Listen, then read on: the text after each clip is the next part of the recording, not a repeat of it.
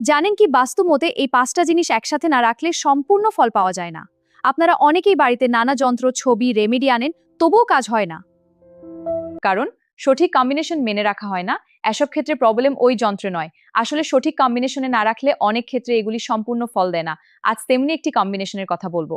যখনই আপনি বাস্তু সমস্যা এর মধ্যে একটি জিনিসও ব্যবহার করবেন, তখন অবশ্যই এই পাঁচটি অবজেক্ট একসঙ্গে ব্যবহার করবেন।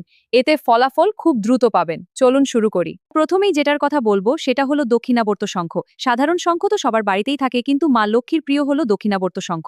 এটি লাল কাপড়ে মুড়িয়ে আপনার ঠাকুর ঘরে বা লকারে রাখুন। 2. ময়ূরের পালক। ভাবছেন এটা তো শুধুই সাজানোর জিনিস? একদম নয়। আপনার বসার ঘরে বা বাড়ির দক্ষিণ পূর্ব দিকে 3টি ময়ূরের পালক একসাথে রাখুন। 3. শ্রীযন্ত্র। নামটি অনেকেই নিশ্চয়ই শুনেছেন, অনেকে বাড়িতে প্রতিষ্ঠাও করেছেন। জ্যোতিষ এবং বাস্তুশাস্ত্রে একে যন্ত্ররাজ বলা হয়। আপনার বাড়িতে যদি একটি প্রাণ প্রতিষ্ঠিত শ্রীযন্ত্রম থাকে, তবে তা ম্যাগনেটের মতো পজিটিভ এনার্জি আপনার দিকে টেনে আনবে। 4 নম্বরটি হলো তুলসী গাছ।